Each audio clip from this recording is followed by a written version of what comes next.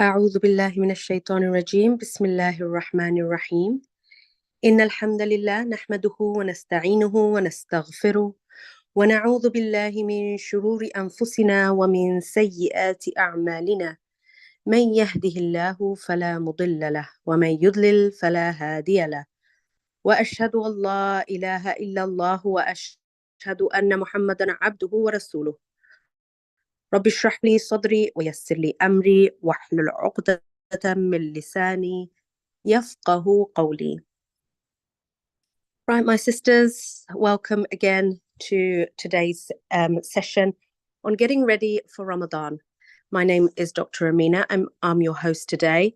And this is part of the Sisters Seeking Salam platform.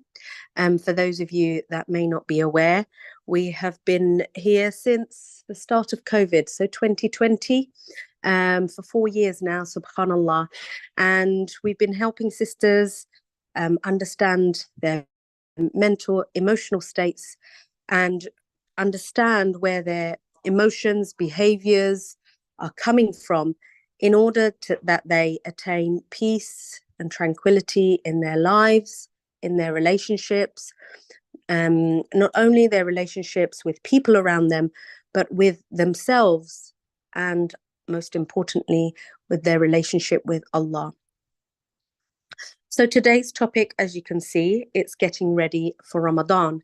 And I will be announcing what we have planned in the upcoming blessed month of Ramadan. But first of all, I want to hear what your ideas are. And you can pop in the chat. The microphones have been disabled because the session is recorded and some people aren't comfortable with having their voices being recorded. So pop in the chat, what are your plans, if any, for Ramadan? What will you be focusing on? What will you be trying to do? And most importantly, I want you to think about why. Okay, maybe you haven't done so. Maybe you've made plans, but you haven't thought of the why.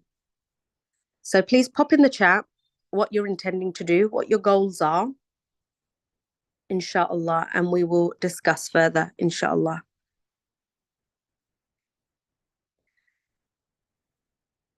Wa alaikum assalam, sisters. Okay. Okay, so one sister says, I'm struggling this year due to illness. Does anybody have any tips? Inshallah, hopefully, during the session, you may pick up some tips along the way. Okay. Okay, are you not muted, my sister? I think you are muted. Everybody's muted on this. I think the sister can't hear. Okay.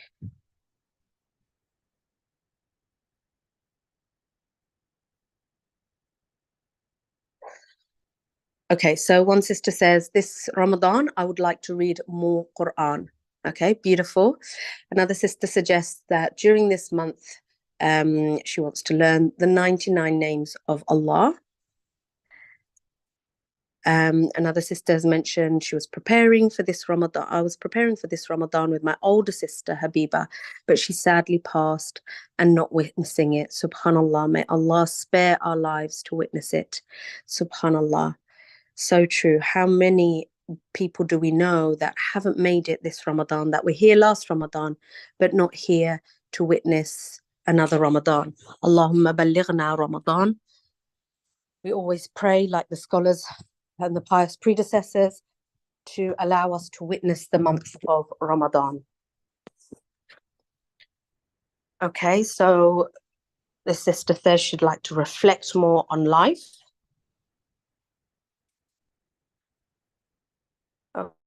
Okay, what else? Hoping to join a course, a program, as I find it gives me routine and I manage my time for ibadah better. Otherwise, I feel I get lost in the cooking and the other wifey mummy duties. Subhanallah, that's so true, isn't it? We can get a bit lost in all our duties and balancing our duties. I'd like to have more connection with Allah through his names and du'as. And another sister says, concentrate on memorizing a few ayats every day. SubhanAllah.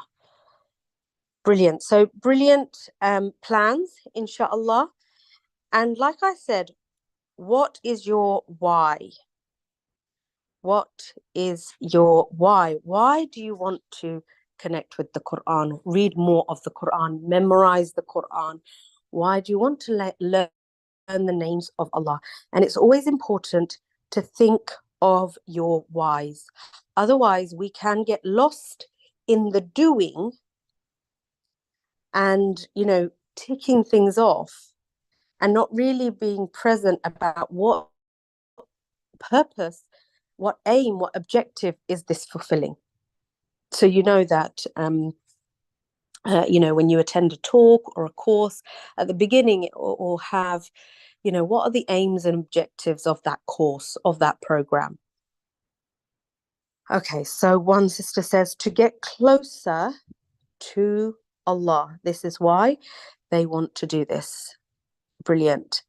It's important for the akhirah.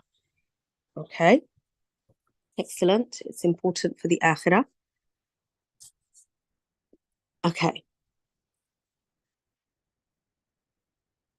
Anything else, my sisters?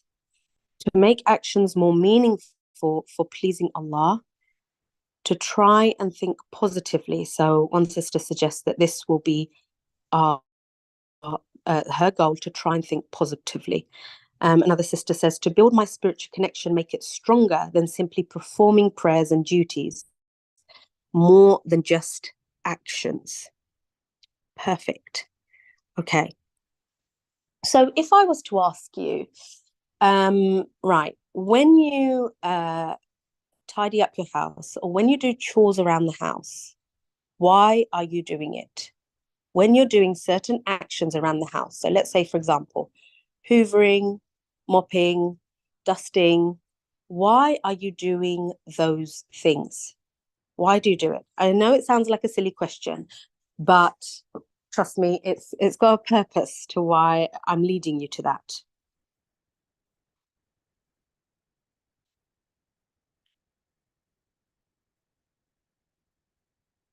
Why do we do certain actions around our home? To have a comfortable home. Yeah. Anything else? And that's really important. I want you to remember that word comfortable. Okay. You dislike clutter. Brilliant. Cleanliness, to have a clean house, a clean environment. A tidy house leads to a tidy mind. Good. Okay. So the reason I ask this question is, when it comes to things like actions, things around the house, we do them to maintain a tidy, clean house, free of clutter. And one sister actually described it as a comfortable house.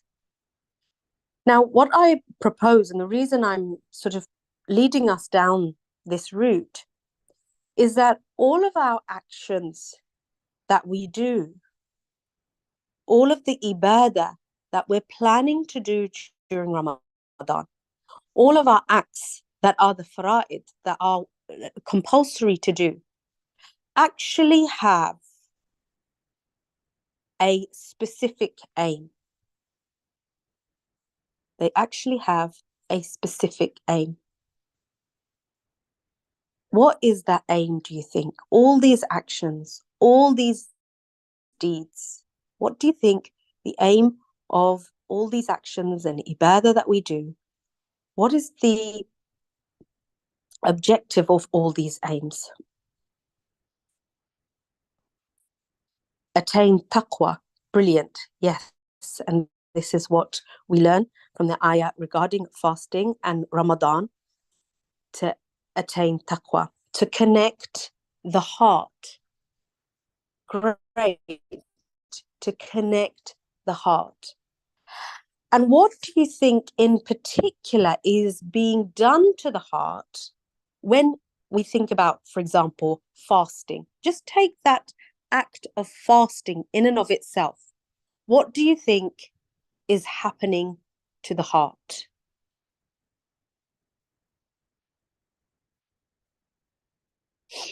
Our sins are being forgiven.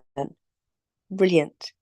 So if we think that sins are like black dots on our hearts, those sins are being erased. And that's right, one sister said cleansing, purifying, right? Softening it. Softening it for what? When you soften something, what are you trying to then allow in? Right. So one sister says, our spiritual connection is becoming stronger. We are becoming more self aware and self conscious. That's brilliant. Amazing. So, what I want to propose that by doing all these acts of ibadah, it's actually having a far deeper effect on us that we might not even be realizing. Okay. Yes, we are trying to strengthen our connection to Allah. Yes, we are trying to get closer to Allah. But how are we doing that? Right? How are we doing that? We're actually detoxing ourselves from other worldly habits that we might do on a day to day. And we're surrendering and submitting ourselves to the command of Allah and doing extra deeds to gain that closeness. And it's like, you've dusted your shelves and now you're polishing your shelves. That's the point of the extra ibadah, right? And what we don't realize are that all these acts of ibadah, right, are actually detoxing us. So, for example, fasting.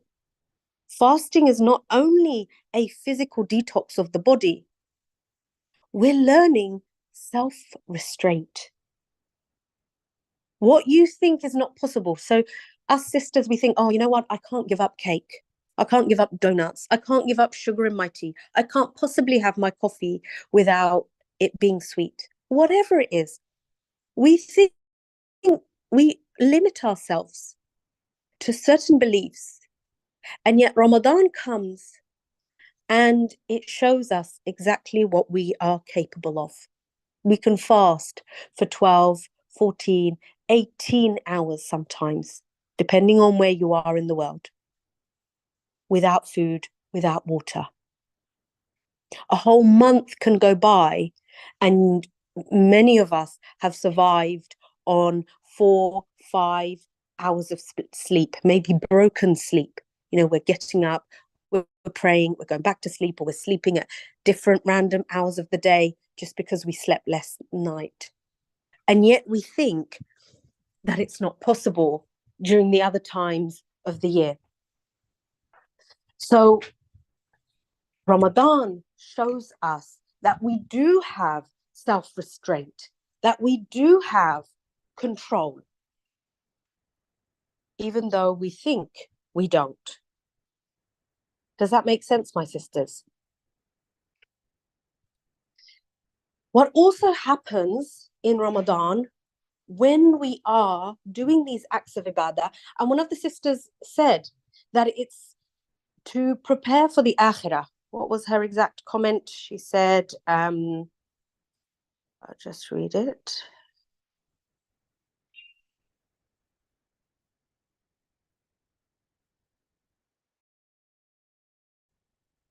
It's important for the akhirah, right? So all of a sudden, in the month of Ramadan, we become attuned to what's important for the akhirah and what's important for us in the akhirah. Do you know what that does for you? Do you know what that might be called? Do you know what that might be referred to? When we start thinking about the akhirah, we start preparing for the akhirah. We start doing things for the akhirah. How does that change our state? And what state do we leave and what state do we enter into? Anybody have an idea? When we start thinking and preparing for the akhirah, we become more God-fearing. So like somebody said, we start having more taqwa, developing taqwa. Yep. Any other suggestions?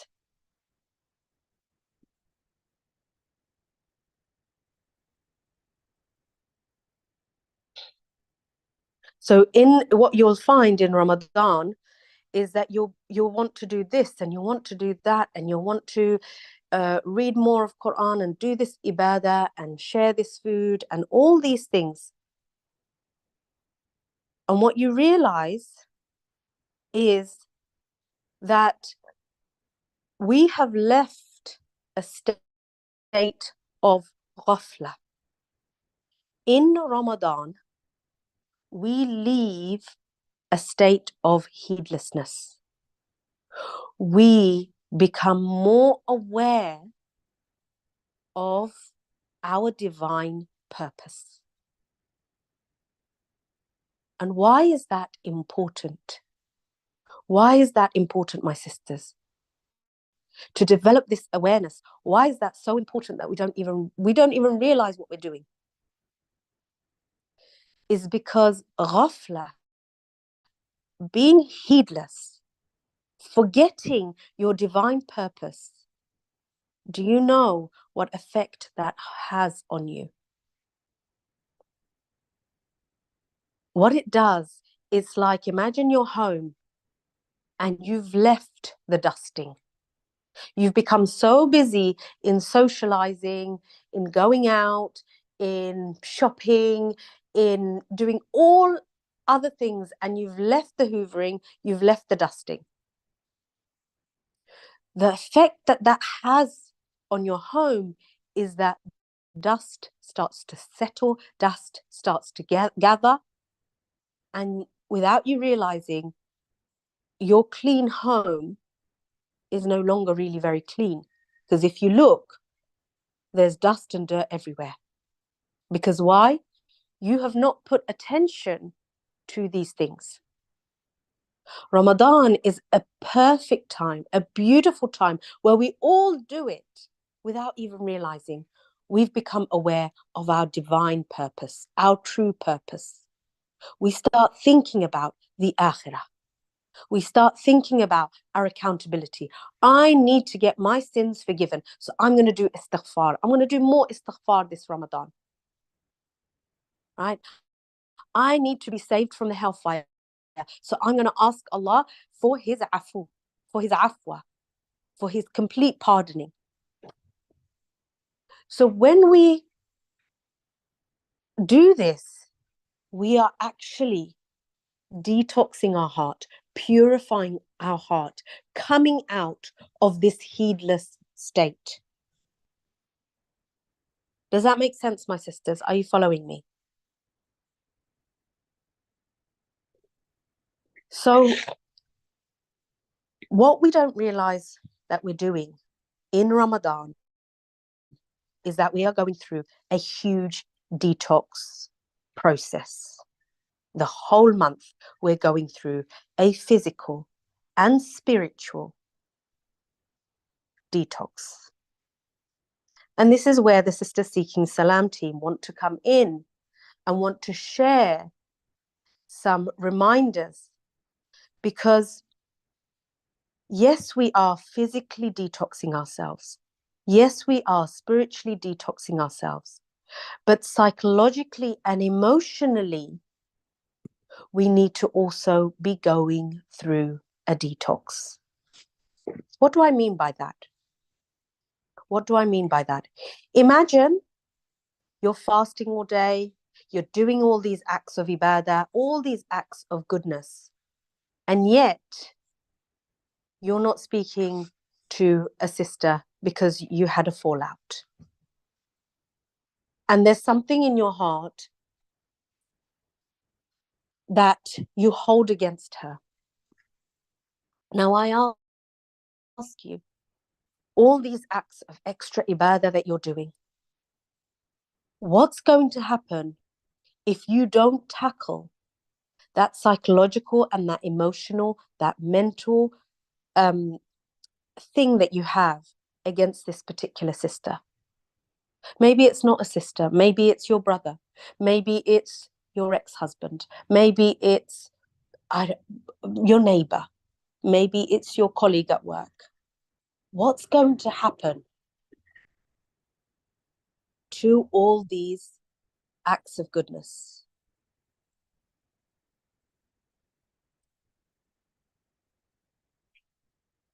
Anybody have any thoughts or any ideas?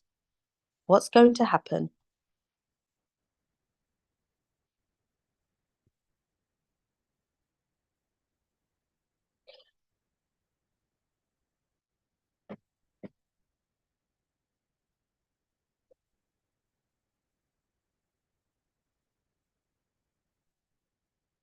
Okay, so you get less reward from Allah, maybe, possibly, Allahu A'lam. Allah knows best. But we have to wonder, if I'm doing all these acts of goodness, but I have a certain ill feeling towards someone, a certain jealousy towards someone, a certain hatred towards someone, what's going to happen to all my extra acts of ibadah? Right? And the last thing we want is to exert all of this effort. However, the efforts are rendered void, or we get less of the fruits. So, yes, exactly, thwarted. So I want to share with you this hadith. And I want to share with you the hadith in totality, because sometimes we just see one portion of the hadith, but I want you to see all of it. And it's from Bukhari, narrated An-Nu'man bin Bashir. I heard Allah's Messenger say, both legal and illegal things are evident, but in between them are doubtful things, and most of the people have no knowledge about them. So whoever saves himself from these doubtful things saves his religion and his honor. And whoever indulges in these doubtful things or suspicious things is like a shepherd who grazes his animals near the hima, the private pasture of someone else, and at any moment he is liable to get in it. O people, beware. Every king has a hima, and a hima of Allah on the earth is his illegal, forbidden things. Beware. There is a piece of flesh in the body. If it becomes good, reformed, the whole body becomes good. But if it gets spoilt, the whole body gets spoilt. And what is that flesh? That is the heart. SubhanAllah. So why did I want to mention the hadith in its totality? Because sometimes we don't hear the first part of this hadith. We just hear the bit where there is a piece of flesh in the body. If it becomes good, the whole body becomes good. But if it gets spoilt, the whole body gets spoilt, and that is the heart.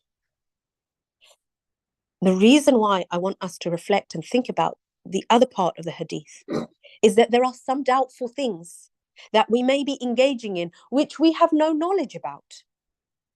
And that those are the matters of the heart.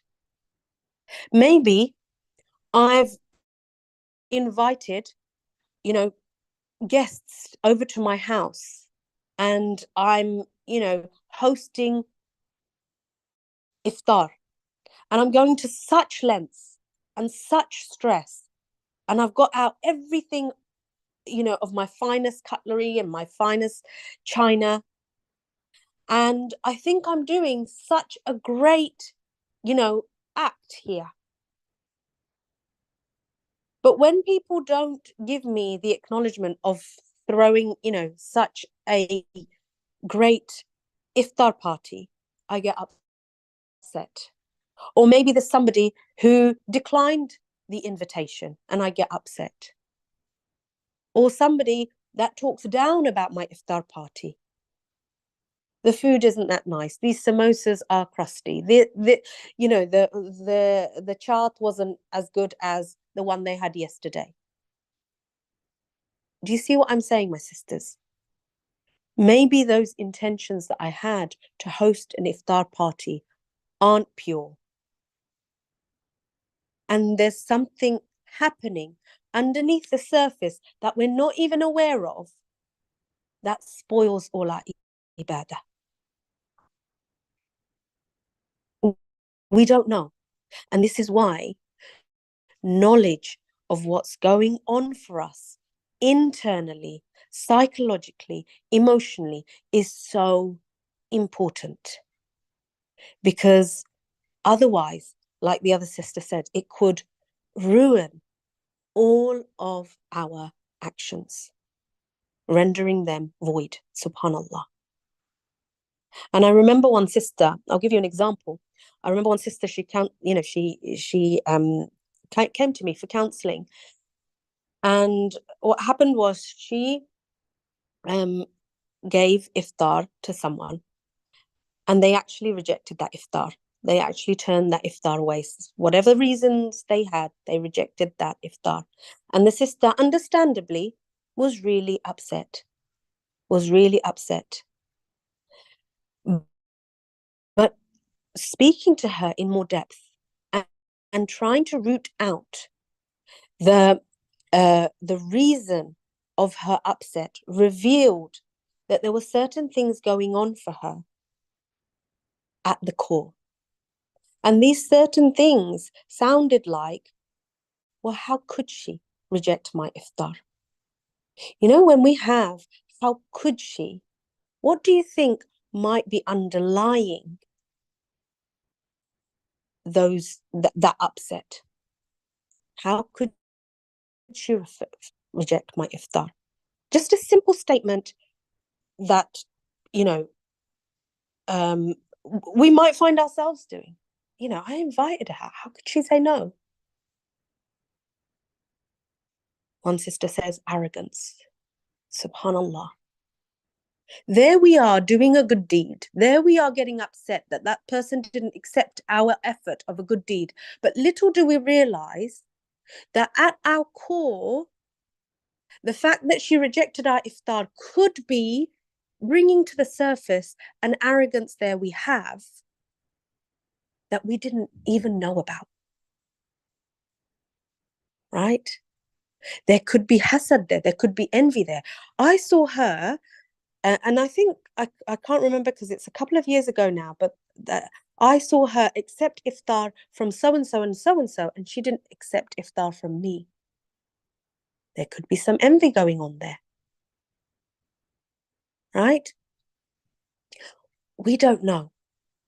But these emotional upsets, the discomfort that we feel, reveals to us certain ailments that are going on deep within us.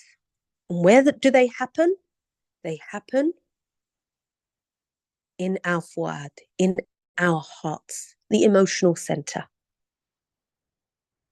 And this is what we need to also be mindful of in Ramadan and also address. And it's the perfect time to do this. It's the perfect time to do this because we are more aware. We are having more control of ourselves. We are also ready to do actions that will, help us in the akhirah. So we are more ready to take things on. But first of all, we need to learn, what are these possible ailments? What are these possible, bugs within me? And dare I say, diseases within me that I'm not even aware of. Does that make sense, my sisters? And this is really important for us to do. And let me share with you what our father Ibrahim said in the Quran. Allah tells us in Surah Ash-Shu'ara, ayahs 87 to 89, that Ibrahim alayhi salam said, "And disgrace me not on the day when they are raised, the day on which neither wealth nor children will avail, except one who comes to Allah with qalbun salim, a sound heart." And a sound heart is one free from these diseases, free from these ailments. So one sister says, how can we work on identifying and dealing with these diseases of our health, which go on a subconscious level? And that's a great question, brilliant question. And that's why we are here. And that's why the Sister Seeking Salam team want to tell you and inform you that this is exactly what our focus is going to be during this month of Ramadan. When we are doing these extra acts of ibadah, we are trying to increase our knowledge. We are going to be trying to increase our knowledge on these doubtful things that maybe we're not even aware of, and that can be hampering and ruining our efforts when we are striving so hard to get closer to Allah. But there may be a huge block there that we're not even aware of. Okay, so I hope that gives you some food for thought as well, to reflect on why are you doing these certain acts of ibadah in Ramadan. Don't just think of the physical, right? And don't just think of the acts of ibadah as purely spiritual. The acts of ibadah need to go beyond that. So for example, if you are giving, 5 friends iftar, are you giving that one friend that you had a fallout with iftar as well? Can you do that? Can you bring yourself to do that? And if not, why not? So we will be addressing over the course of Ramadan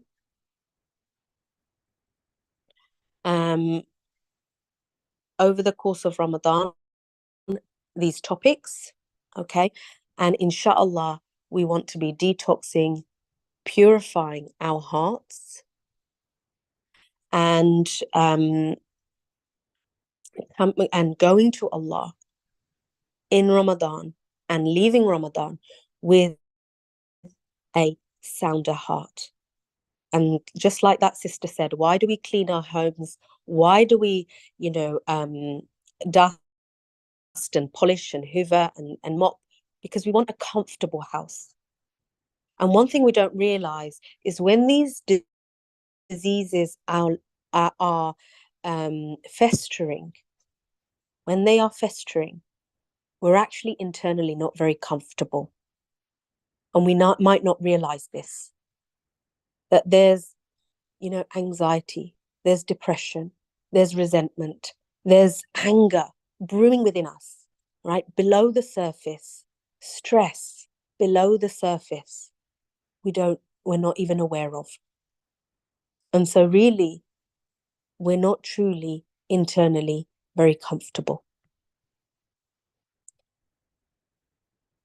So one sister says, I wonder if it's right to refer to all these things as just diseases. Some people are carrying a lot of unhealed trauma, which can manifest in these ways. And that is very true. And I guess my reflection to that statement is that, once a trauma has happened, and let's imagine like it's a cut, right? It's a cut.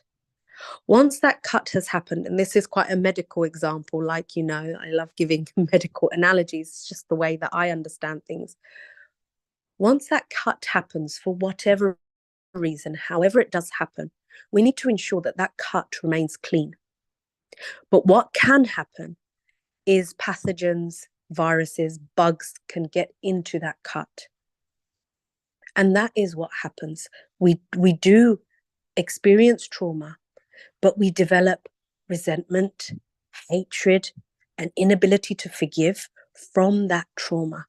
And this is what then hurts us without us realizing.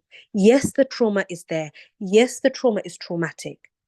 Not taking the trauma away, but what we inadvertently do without realizing is we develop certain perceptions of ourselves, of the world, of people, of others, of our situation that actually hinder us and affect that relationship with Allah.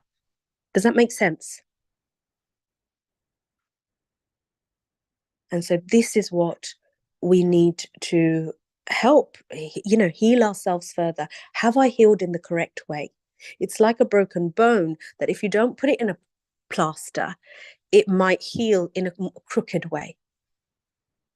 So we need to make sure that, the healing that goes on is in the best fashion, in the best form.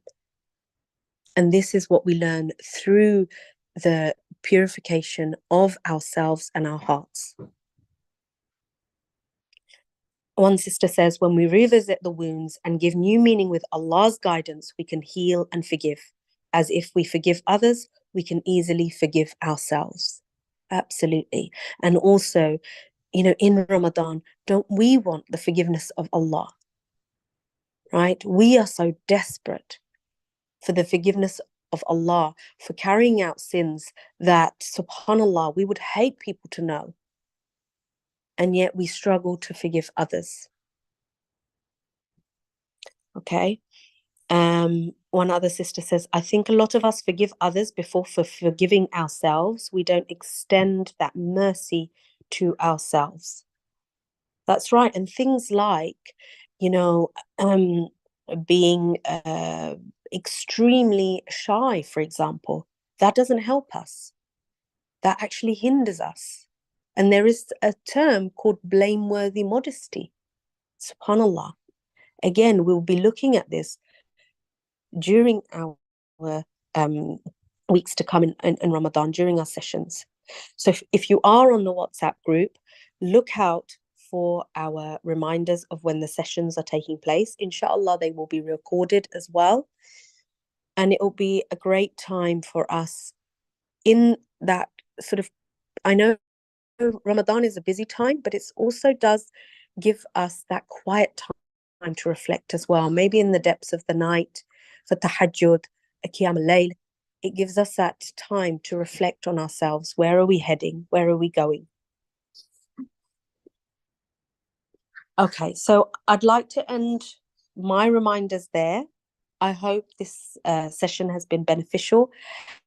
And if you don't feel prepared for Ramadan, I hope this has given you a few ideas about where you might want to take your Ramadan, what you might want to be focusing on, because it's not just the doing and, the extra acts.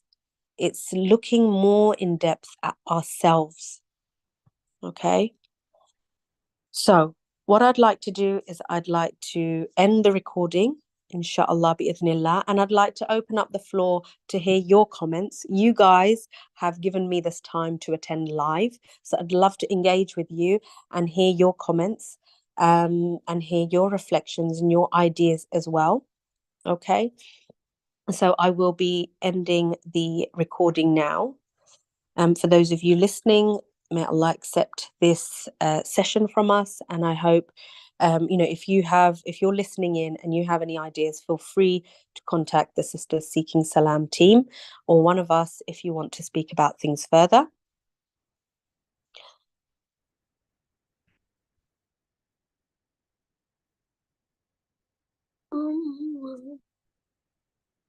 Just bear with me while I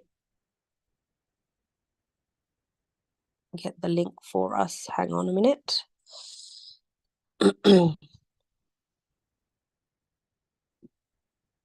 Just bear with me.